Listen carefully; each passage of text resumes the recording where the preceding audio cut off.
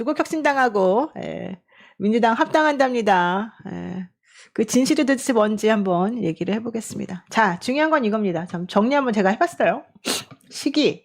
왜 하필 코스피 5천 올라간 날 대통령 치적 생기기만 하면 가리냐. 여러분 이거 이번에 가장 많이 나온 얘기죠. 두 번째, 청와대랑 교감을 했다는 거냐 안 했다는 거냐. 대통령 끌어들이지 마라. 청와대하고 한 번 통화했다더라. 근데 그 실제 통화도 그런 내용이 정확히 있었는지 잘 모르겠더라. 이게 문화일보에서 원래 뭐 대통령하고 지난번에 그 민주당의 지도부 뭐 만찬하고 그랬을 때 그런 얘기가 있었다 없었다 이런 얘기 나왔는데 아니라고 그 오보라고 또 청와대에서 얘기했죠. 그리고 우상호 전 정무수석의 얘기랑 홍익표 현 정무수석의 얘기랑 강유정 대변인이 처음에 말했던 거를 세 개를 다 한번 합쳐가지고 여러분이 판단을 해보세요. 실제 청와대랑 교감을 해가지고 이 당 합당하는 문제를 얘기했겠습니까? 아닙니다. 저는 정확하게 아니라고 말씀드립니다. 대통령은 원론적으로 언젠간 합당해야 되겠지 이런 얘기를 옛날부터 했겠지. 그건 대통령 되기 전이죠. 대통령이 이런 당의 문제에 개입하면 됩니까? 안 됩니까? 안 됩니다. 괜히 대통령 끌어들이는 거는 옳지 않습니다. 대통령은 그런 부분에 관련해가지고 당의 문제에 개입하지 않습니다. 대통령하고 교감이 있었다 없었다, 청와대랑 교감이 있었다 없었다 이런 얘기는 할 필요도 없어요. 이거는 정말 큰일 날 소리입니다. 대통령이 여기에 왜 개입을 합니까? 그게 아니고 그냥 대통령은 원론적인 얘기, 큰 틀에서 조국혁신당에 계신 분들의 많은 분들이 민주당에 있다가 가신 분들이고 지향하는 가치가 비슷하고 그러면 현실적으로 언젠가 합당해야 되는 거 아니겠느냐 정도로 얘기를 했겠지. 대통령이 여기에 왜 껴가지고 합당하세요 마세요. 아 알았어요. 아 그래요? 합당하는 게 좋겠네. 이런 말을 왜 합니까? 전혀 저는 아니라고 생각합니다.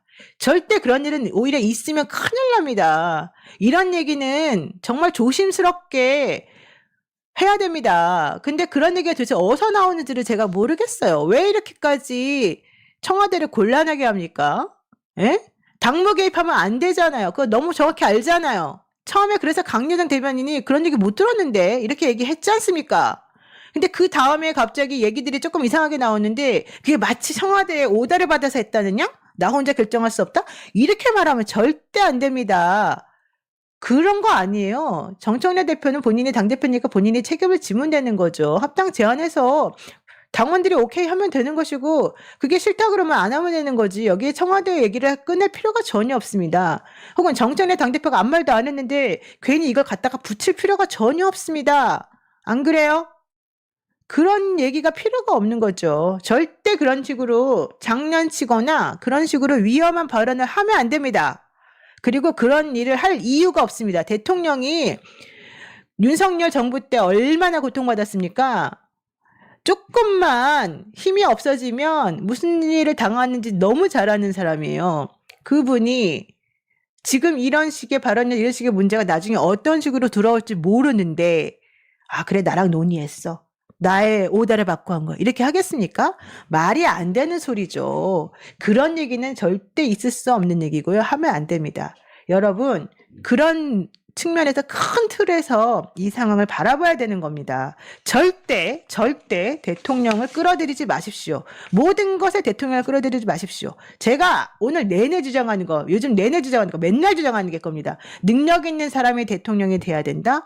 대통령이 일을 할 수 있도록 내버려 둬라. 대통령은 우리보다 똑똑하다. 알아서 하게 내버려 둬라. 대신 우리들의 뜻은 정확히 알려주는 게 필요하다. 왜? 대통령이 모든 걸 혼자만의 결정을 할 수 없으니까 국민의 뜻을 봐야죠. 그럼 우리가 무슨 생각하는지 알려지기만 하면 되는 거지. 그래가지고 감나라 대추나라 할 필요 없고 대통령을 끌어들여가지고 뭔가 할 필요가 전혀 없다는 겁니다. 여러분 아시겠죠? 이번에 이런 문제가 왜 벌어졌느냐? 정청래 대표의 사익을 위해서 그러는 것입니까? 모르겠어요. 왜냐하면 1인 1표제가 시작되는데 바로 그 타임에 하필이면 이 합당 제안을 얘기를 했기 때문에 그리고 또 어떤 분들은 연임 때문에 그러는 겁니까? 근데 또 정청래 대표는 당연히 아니라고 하고 실제 뭐 연임 때문에 그럴 것 같지도 않습니다. 뭐 조국당하고 합당하는 게 정청래 대표 연임하고 무슨 관계인지 뭐 그것도 잘 풀어주는 다른 분들도 계시긴 하던데 저는 그런 문제는 별로 생각하고 싶지 않습니다. 자 그리고 중요한 거는 그래서 조국 혁신당과의 합당 논의가 누구에게 이득이 될 것이냐 이제 이런 관점에서도 좀 보는 것도 필요하지 않겠나 생각이 드는데 실제 당원들은 어떻게 생각하느냐 봤더니 민주당 지지자들이 즐겨보는 각종 유튜브 즉석 투표가 이루어졌었잖아요. 여기에서는 합당 찬성이 되게 많은 걸로 나왔습니다. 자, 왜 그랬을까? 각 유튜브가 정권 친화적이어서 그랬을까? 아니면 당원들은 어쨌든 그래도 대통령을 살리고 당의 분열을 만들면 안 된다라고 생각했기 때문에 대의적인 측면에서 이렇게 판단했을까? 뭐 이런 해석들이 사실은 있는 거죠. 강득구 의원 그리고 황명선 의원, 이현주 최고위원 그리고 초선 의원들이 실제는 반발하는 기자회견도 했고 당내 반발이 지금 최고조로 올라가 있기도 하지 않습니까? 네. 지자체 선거 앞두고 이게 치열한 공천 경쟁 중이어서 그랬을 가능성도 있고 또 그래서 뭐 완전 멘붕에 걸렸다 이런 얘기도 있고 또 한편으로는 이 최고위원들의 말처럼 절차적으로는 사실은 조금 이해가 안 되는 부분이 있잖아요. 저도 계속 말씀드렸잖아요. 저는 정청래 당대표가 조국 당에다가는 하루 전에 말해주면서 민주당에다가는 아무런 말을 안 했었다? 자기네 몇 명만 알고 있었다? 이건 되게 잘못됐다고 생각해요. 여러분들 그게 절차적으로 맞다고 보시나요? 많은 변호사들 다 그렇게 얘기를 해요. 저는 그 절차적인 문제는 좀 저는 매우 부적절하다고 봐요. 근데 제가 이렇게 부적절하다고 보는데 또 어떤 분들은 실질적으로 그렇기는 한데 만약에 그러지 않았으면 사람들이 반대해서 시끄러졌을 것이기 때문입니다. 근데 그러면 저는 그건 안 맞는 말이라고 생각해요. 실질적으로 시끄러워졌을 거다 그런 얘기는 결국 반대하는 사람들이 있긴도 있고 더 그런 의견도 있다는 건데 꼭 그렇게까지 해가지고 합당해야 될 필요가 있을까요? 그렇잖아요. 근데 또 한편으로 생각해보면 조국혁신당하고 합당하는 것이 지방자치단체장 선거를 앞두고 왜냐면 합당하는 데까지 2달 정도 걸릴 테니까 필요합니다. 이렇게 얘기를 해요. 하지만 그게 반드시 꼭 그렇게 지금 현재 분위기는 민주당하고 조국혁신당하고 서로 경쟁 때문에 오히려 어부지를 국민의힘이 될 곳이 그렇게 많지는 않거든요. 이게 반드시 꼭 필요한 상황이었나? 민주당 입장에서? 저는 그거는 아니었다고 봐요. 그래서 이거는 정치적으로 무슨 결단이 있었기 때문에 그렇게 한 것일 뿐이지 지금 현재 당위성이나 명분적인 싸움에서나 이게 꼭 필요한 부분은 아니었다고 저는 개인적으로는 생각해요. 자, 중요한 거는 조국혁신당은 지금 어떻게 생각하느냐. 표정 관리 중이다. 이게 이제 중론입니다. 조국혁신당의 미래가 암울했다. 솔직히 말해가지고 지금 조국혁신당은 조국 대표하고 박은정 의원 빼놓고는 사실은 누가 지금 크게 본인의 정치적인 입지를 다져가지고 행동하는 사람이 없지 않습니까? 게다가 지금 지난번에 그 강미정 전 대변인의 그 성비위 문제,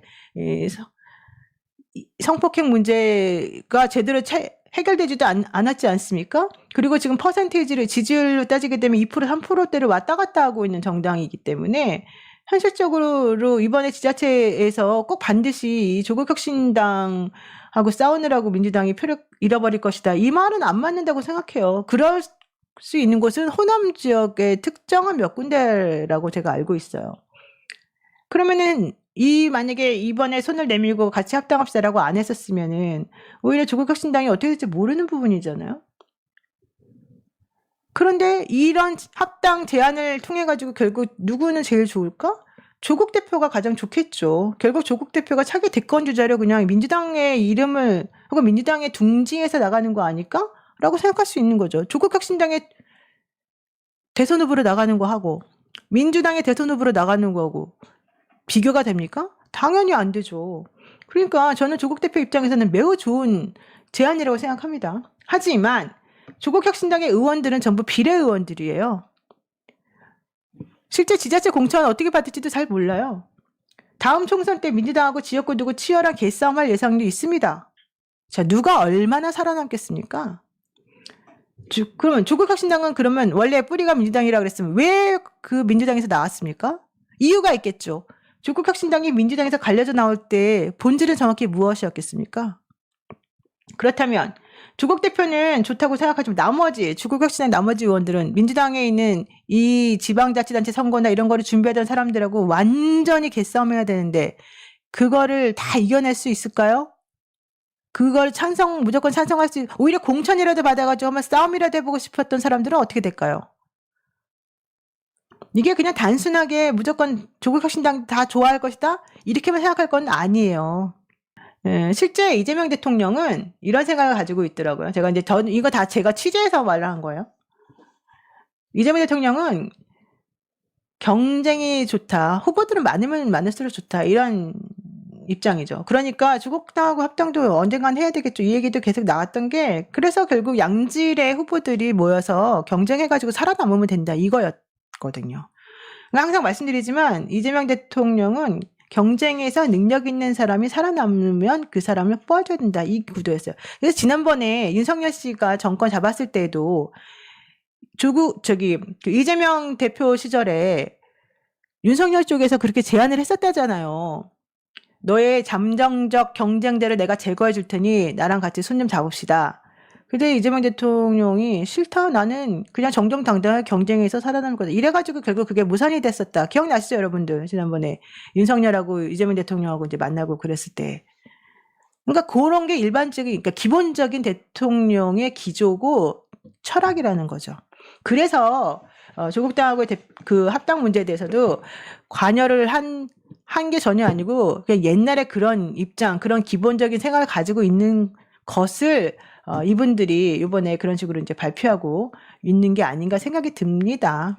근데 어쨌든 솔직히 말하면 조국 대표 정부 강화 행정 능력에 대해서는 아니올시다라고 생각하시는 분들도 되게 많기 때문에, 그래도 이제 한편으로는 또 조국 대표를 지지하시는 분들 입장에서는 그렇게 피해자로서 얼마나 힘들었는데 우리가 도와줘야 되지 않겠냐 뭐 이런 얘기 하시는 분들도 많고, 그러니까 또 한쪽에서는 야 이렇게 되면은 오히려 중도 보수표 다 날라간다 이런 분들도 많고, 그거는 정치적 결단이겠죠. 정청래 대표가 과연 잘한 당대표였는지 정청래 대표의 결단이 맞았는지는 지자체 선거에서는 이길 거니까 그거를 보고 판단하면 안 되고 내년, 내후년 요 때를 보면서 판단해야지 사실은 될 것 같아요. 한번 이제 보겠습니다.